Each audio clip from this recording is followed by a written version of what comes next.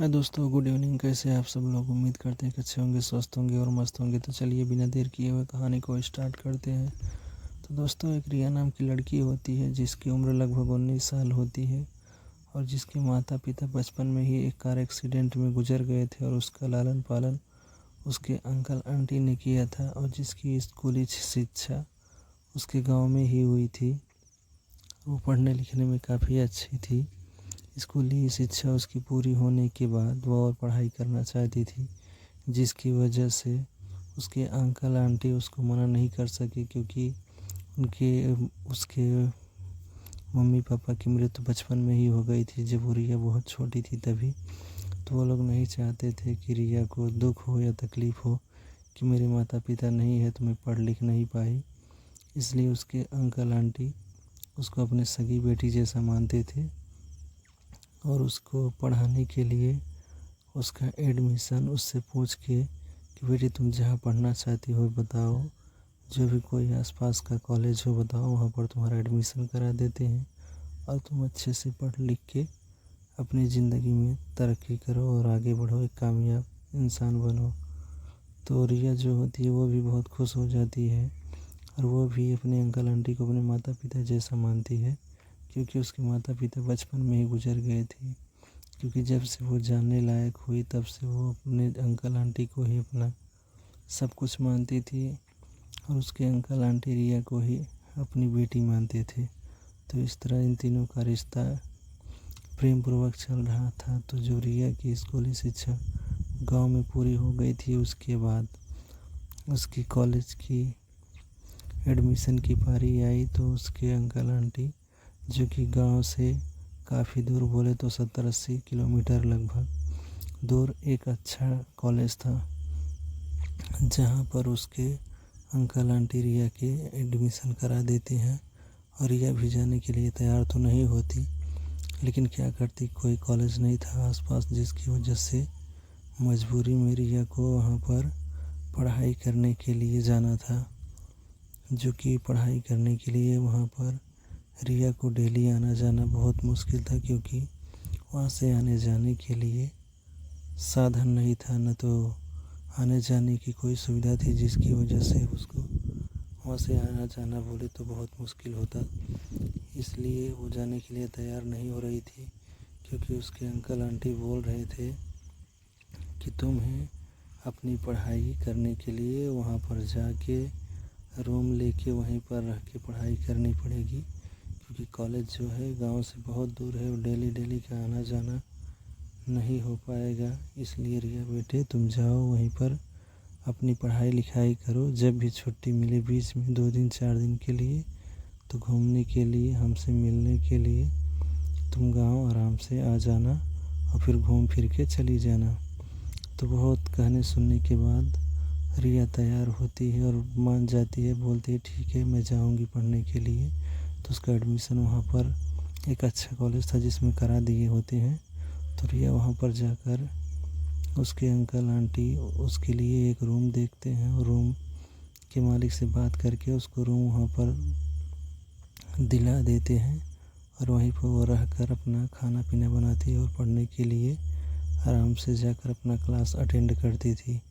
और वहाँ काफ़ी महीने 2 महीने बीतने के बाद रिया के 1-2 फ्रेंड बन गए थे, क्लोज फ्रेंड। बाकी और भी फ्रेंड थे और भी लड़कियाँ थी जो उसकी दोस्त थी, लेकिन 1-2 होते हैं ना कि किसी किसी, क्या सभी के लगभग होते हैं कि जो ख़ास होते हैं। तो उसके 1-2 लड़कियाँ थी जो काफ़ी क्लोज हो गई थी, तो जिनसे काफ़ी ज़्यादा बातें होती थी, क्योंकि वो लोग भी दूर से ही आकर वहाँ पर रहकर पढ़ाई कर रही थी।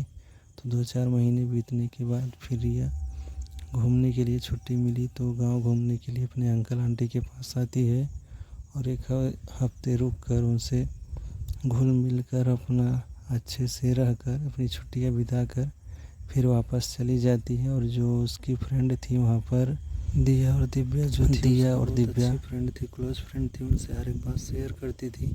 वो लोग भी हर एक बात शेयर करती थी। जो कि दिया और दिव्या की उम्र भी लगभग 19-20 थी, जिसकी वजह से सेम एज थी और सेम क्लास था, जिसकी वजह से उन लोगों का काफ़ी आपस में अच्छी बातें होती थी और आपस में बैठती थी। वो लोग साथ साथ में बैठकर पढ़ते थे, लिखते थे, सारी चीज़ें, लेकिन दोस्तों कहते हैं ना, एक उम्र ऐसी होती है कि जिसमें लोग काफ़ी अच्छी चीज़ें तो कम सोच पाते हैं, लेकिन बुरी चीज़ों पर उनका ध्यान ज़्यादा जाता है। तो जिसकी वजह से इनकी उम्र जो थी किशोरावस्था तो आपको भी मालूम है कितनी ख़राब भी हुए और अच्छी भी है। कि किशोरावस्था में जो खुद को कंट्रोल कर ले उससे अच्छा वो उसको कामयाब होने से कोई नहीं रोक सकता, और उस उम्र में जो बिगड़ जाए तो उसको बर्बाद भी होने से कोई नहीं रोक सकता। तो बोलते हैं ना, कुछ उम्र का दोष होता है, कुछ लोग रहन सहन का होता है, जिसकी वजह से बोलते हैं ना संगत का असर भी होता। तो जो दिया और दिव्या थी वो दोनों जो थी लड़कों से बातें करती थी, फ़ोन पर भी बातें करती थी, और उनके जो बॉयफ्रेंड थे वो कभी कभार मिलने के लिए भी उनसे आते थे। तो जिसकी वजह से उन दोनों का अलग ही कुछ चल रहा था। लेकिन रिया जो थी वो काफ़ी सीधी सादी थी, अच्छी थी, जिसकी हाइट लगभग 5 फीट थी, और वो गलत व्यवहारों वाली नहीं थी लड़की, जो कि अपने अंकल आंटी के साथ रही थी। तो उसको ज़्यादा जो गलत बातें होती हैं उन सब चीज़ों पर कोई फोकस नहीं था कभी भी। लेकिन बोलते हैं ना कि उम्र एक होती है कि उस उम्र में गलत बातें ज़्यादा अच्छी लगती है, और अच्छी बातें जो होती है वो नहीं अच्छी लगती। बोलते हैं ना कि गलत बात जो होती है वो माइनस की तरह होती है, और अच्छी बात जो होती है वो प्लस की तरह होती है। गलत बात 100 बोलेंगे तो उसमें से 99 आप कैच कर लोगे। वो ऐसी उम्र होती है किशोरावस्था, और अच्छी बातें अगर 100 करेंगे तो उसमें से आप 50 भी नहीं कवर कर पाओगे। ऐसी होती है, कुछ उम्र का दोष था, कुछ संगत का असर था, जिसकी वजह से वो लोग रिया की दोनों सहेलियाँ दिया और दिव्या बराबर बात करती थी, ये सब देख देख कर। और वो लोग रूम में कुछ दिनों के बाद रूम में के पास में ही रहती थी, लेकिन कुछ दिनों के बाद बीतने के बाद वो लोग अपना दोनों रूम छोड़ के दिया और दिव्या रिया के रूम में आके रहने लगती हैं, और फ़ोन पे हमेशा घंटों 2 घंटे 4 घंटे ऐसी बातें करती थी, पढ़ाई पर बराबर ध्यान नहीं देती थी। तो रिया जो थी इन लोगों को बहुत मना करती कि ऐसा मत करो, गलत कर रही हो, आगे चल के तुम्हारा भविष्य बर्बाद हो जाएगा, तुम लोग बहुत पछताओगे। बहुत समझाने की कोशिश करती है, लेकिन दिया और दिव्या जो होती है वो मानने के लिए तैयार ही नहीं होती है। क्योंकि जिसको ये बोलते ना नशा हो या लत हो, कोई भी चीज़ हो, तो छूटना बहुत मुश्किल होता है। तो ऐसे ही आदत पड़ गई थी इन दोनों को बात करने की, जो कि अपने बॉयफ्रेंडों से बात करती थी, दोनों लड़कों से बात करती थी, और कभी कभार उन लोगों को बुलाती थी मिलने के लिए, कभी कभार ये लोग जाती थी। ये सब देख देख कर और फ़ोन पे जो भी बातें होती, रिया तो कभी कभी होता कि वो दूर हट जाती, लेकिन कभी कभी मजबूरी हो जाती कि उसको पढ़ाई करनी रहती, तो वहीं पर रूम में ही रहना पड़ता, और लोग बात भी करती रहती, जिसकी वजह से सुन कर उसके दिमाग में भी काफ़ी गलत बातें घर कर जाती हैं, जिसकी वजह से उसके भी मन में उल्टे सीधे ख्याल आने लगते हैं। तभी दोस्तों कुछ दिन बीतने के बाद, ऐसा 10-15 दिन बीतने के बाद अचानक रिया की तबीयत जो है ख़राब हो जाती है, और काफ़ी दवा लेने के बाद भी उसको आराम नहीं लगता। वो अपने अंकल आंटी को फ़ोन करके बताती है कि अंकल और आंटी, मुझे ऐसा ऐसी प्रॉब्लम हो गई है, मतलब मैं बीमार हूँ, दवा लेने के बाद भी मुझे आराम नहीं हो रहा। तो बोलते ठीक है बेटी, देख लो, अगर आराम नहीं होता तो तुम जो अपना ब्लड टेस्ट करा के जांच करा लो, ताकि अच्छे से जो भी हो, बुखार हो या कुछ भी प्रॉब्लम हो तो मालूम पड़ जाए, फिर अच्छे से इलाज करो। तो अपने अंकल आंटी के कहने पर रिया जाकर ब्लड टेस्ट कराती है। ब्लड टेस्ट कराने के बाद रिपोर्ट निकल कर आती है कि डॉक्टर जो होता है वो रिया से नहीं, रिया की दोनों सहेलियाँ जो होती है दिया और दिव्या, उनसे बोलता है कि तुम्हारी फ्रेंड जो है रिया वो कितनों दिनों से बीमार है। तो दोनों बताती हैं दिया और दिव्या कि ज़्यादा नहीं 15-20 दिन से बीमार है। तो डॉक्टर से पूछ बैठती हैं दोनों सहेलियाँ उसकी, क्यों डॉक्टर, कोई घबराने वाली बात है? डॉक्टर बताते हैं कि घबराने वाली बात तो है, लेकिन अभी जो उसे प्रॉब्लम है कि उसे अभी मैं क्या कोई भी चाह कर उसकी ज़िंदगी केवल कुछ दिन के लिए बचा सकते हैं, बाकी तुम्हारी फ्रेंड रिया जो है उसका बचना मुश्किल है। तो दिया और दिव्या जो होती है वो दोनों घबरा जाती है, पूछती हैं डॉक्टर आप क्या बोल रहे हो, ऐसी कौन सी बीमारी हो गई रिया को कि जो आप बोल रहे हो कि रिया केवल कुछ ही दिनों की मेहमान है, इसके बाद उसकी ज़िंदगी मतलब वो ख़त्म हो जाएगी, वो ज़िंदगी समाप्त हो जाएगी, वो मर जाएगी, वो कुछ नहीं कर पा मतलब आगे तक नहीं जी पाएगी।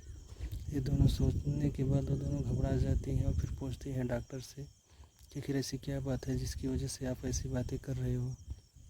तो डॉक्टर बताता है कि तुम्हारी फ्रेंड जो रिया है उसको ब्लड कैंसर है, अभी वो कुछ ही दिनों की मेहमान है, जो भी 4-6 महीने या साल भर जिंदा रहे उससे ज़्यादा उसकी ज़िंदगी नहीं हो सकती, मतलब उससे ज़्यादा वो जीवित नहीं रहेगी। उसके अंदर ही उसको कुछ ना कुछ मतलब वो जो है जल्द ही मर जाएगी, ख़त्म हो जाएगी। चाहकर भी उसकी ज़िंदगी डॉक्टर कोई भी उसे नहीं बचा सकता। तो डॉक्टर को रिया की सहेलियाँ जो होती थी और दिव्या बोलती, डॉक्टर आप होश में तो हो, आप क्या बोल रहे हो, वो तो इतनी अच्छी खासी फिट है, अभी 10-15-20 दिन से जो बीमार है, बस इतने में आप ऐसी क्या जांच की हो कि आप ऐसा बोल रहे हो कि उसको ब्लड कैंसर है और वो बचेगी नहीं, वो मर जाएगी। तो डॉक्टर उनको रिपोर्ट दिखाता है और समझाता है कि देखो तुम्हारे दोनों के घबराने से कुछ नहीं होने वाला, अभी तुम कहीं भी जाओ जांच कराओ या कुछ भी, रिया की मौत को कोई नहीं टाल सकता। उसको ब्लड कैंसर हो चुका है और वो अभी कुछ ही दिनों की मेहमान है। उसको बताओ मत, जाओ, जो भी वो खाए पिए उसके घर वालों को बोल दो, वो खाए पिए, जो भी उसकी इच्छा है अपन अच्छे से रहे, खाए घूमे फिरे, उसकी ज़िंदगी ज़्यादा दिन की नहीं है और जैसे भी जीना चाहती है वो खोल के अपनी ज़िंदगी जी ले, क्योंकि उसके पास ज़्यादा वक्त नहीं है, ज़्यादा समय नहीं है, वो बस कुछ ही दिनों की मेहमान है। ये सारी बातें डॉक्टर के द्वारा सुनने के बाद दिया और दिव्या ज़्यादा घबरा जाती हैं और फिर बाद में रिया के अंकल और आंटी को फ़ोन करके सारी बातें बता देते हैं। रिया के जो अंकल आंटी होते वो लोग भी बहुत घबरा जाते हैं, लेकिन रिया को ये इस बात की कोई भनक नहीं थी कि उसको ब्लड कैंसर हो चुका है, जिसकी वजह से उसको ज़्यादा फिक्र नहीं थी। वो तो नॉर्मल थी, क्योंकि उसे लग रहा था कि मैं नॉर्मली बीमार हूँ, बाकी दवा लेकर ठीक हो जाऊँगी, बाकी कोई प्रॉब्लम नहीं होगी। तो उसको ज़्यादा चिंता की तो कोई ज़रूरत नहीं थी। इसको मालूम भी नहीं था कि मुझे इतनी बड़ी बीमारी हो चुकी है। तो डॉक्टर जो होता है दिया और दिव्या को बुलाकर बताता है, सारी बात बताने के बाद कुछ दवाइयाँ देता है और बोलता है जाओ रिया को दे दो, ये दवाइयाँ खाने के बाद उसको काफ़ी हद तक राहत मिलेगी और वो ठीक रहेगी, उसको पैन नहीं होगा और वो काफ़ी राहत रहेगी, ताकि जो भी उसके पास वक्त है 4-6 महीने का वो उसे हंसी खुशी गुजार सके और बिता सके। और इस बात की भनक उसको नहीं लगनी चाहिए कि उसको ब्लड कैंसर है, नहीं तो जो बची कुछ ज़िंदगी भी है उसकी वो सुकून से नहीं जी पाएगी, वो पूरी तरह से घबरा जाएगी और अच्छा नहीं होगा जो कि उसके लिए, और वो जल्दी भी जो 4-6 महीने साल भर जीने की अभी उसके पास टाइम है उसके पहले भी वो ख़त्म हो सकती है घबरा कर, टेंशन लेकर। तो इसलिए वो लोग कहती है ठीक है डॉक्टर, मैं रिया को कुछ नहीं बताऊंगी, आप जो बोले हो वो बात केवल मैं और हम दोनों और उसके अंकल आंटी के सिवा कोई नहीं जानेगा। तो वो दोनों किसी को सारी बातें वो नहीं बताती हैं और रिया को नहीं मालूम पड़ता वो सारी बातें। तो रिया अपनी ज़िंदगी जैसे जीना चाहती थी वो इससे अच्छे खासे जी रही थी। तो उसकी दोनों सहेलियाँ जो थी वो दोनों फिर वापस आती हैं और रिया दवा लेकर आती है, खाती है और फिर नॉर्मल हो जाती है पहले के जैसा, तो उसकी तबीयत भी ठीक रहती है।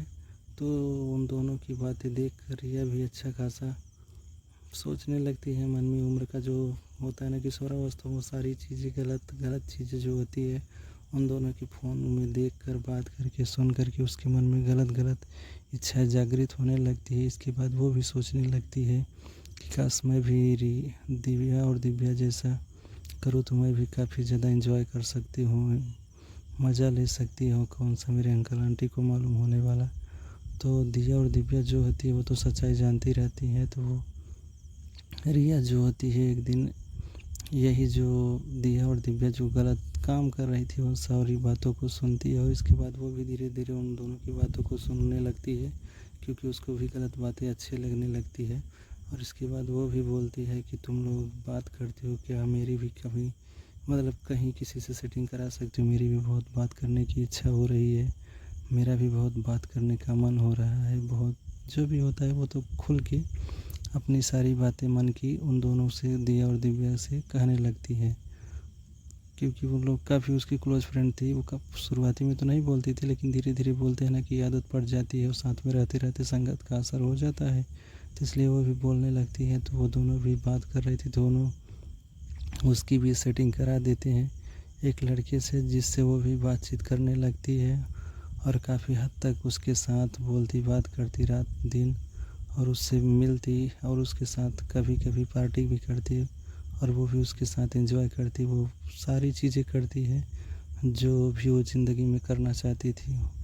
किशोरावस्था में जो भी लोगों की इच्छाएँ होती हैं मन में उल्टी-सीधी, वो सब कुछ करती है। क्योंकि दिया और दिव्या वो लोग भी वैसा ही कर रही थी, तो उसके साथ में थी रिया। तो संगत का असर था भाई, वो भी वैसा ही करके कर रही थी। फिर ऐसा ही करके अपनी ज़िंदगी जी रही थी। धीरे-धीरे बीच-बीच में जब छुट्टियाँ मिलती तो अपने गाँव आती, अपने अंकल और आंटी के पास कुछ दिन रहती, फिर छुट्टियाँ बिताकर वो चली जाती। ऐसा ही सिलसिला चल रहा था। फिर अचानक एक दिन उसकी तबीयत 6-7 महीने बीतने के बाद अचानक उसकी तबीयत बहुत ज़्यादा ख़राब हो जाती है, जो कि दिया और दिव्या फ़ोन करके हम रिया के अंकल आंटी को बताते हैं। तो वो लोग बोलते हैं ठीक है बेटी, कैसे भी करके तुम दोनों रिया को लिवा कर गाँव चले आओ, फिर देखते हैं जो कुछ होगा। तो फिर वो लोग वहाँ से साधन के द्वारा गाड़ी करके लिवा के उसको गांव चले जाते हैं रिया को। इसके बाद घर आने के बाद रिया के अंकल आंटी रिया को लेकर हॉस्पिटल जा ही रहे होते हैं कि रास्ते में अचानक रिया डेथ कर जाती है, ख़त्म हो जाती है, रिया की मौत हो जाती है, जिसकी वजह से दिया और दिव्या वो दोनों भी साथ में रहती हैं। वो लोग भी काफ़ी रोने लगती है और रिया के अंकल आंटी भी काफ़ी रोने लगते हैं, दुखी हो जाते हैं। खैर इन लोगों को सच्चाई तो मालूम थी, लेकिन क्या करें, रिया के लिए उसके अंकल आंटी ही उसकी दुनिया थे। और रिया के जो अंकल आंटी थे वो रिया को अपनी बेटी समान मानते थे, क्योंकि बेटी जैसा ही मानते, क्या बेटी ही मानते थे, क्योंकि उसके अंकल आंटी का कोई औलाद नहीं थी, जिसकी वजह से वो उसको अपनी बेटी मानते थे। और ब्लड कैंसर की वजह से रिया की मौत हो जाती है, जिसकी वजह से वो लोग काफ़ी दुखी होते हैं। फिर ऐसे ही कर करके फिर वो लोग उस सदमे से उभरते हैं, फिर धीरे धीरे अपनी ज़िंदगी पहले जैसे गुजारने लगते हैं। तो दोस्तों आज की कहानी यहीं पर समाप्त करते हैं। तो ठीक है, चलिए मिलते हैं अगली कहानी में। तब तक के लिए टाटा बाय बाय।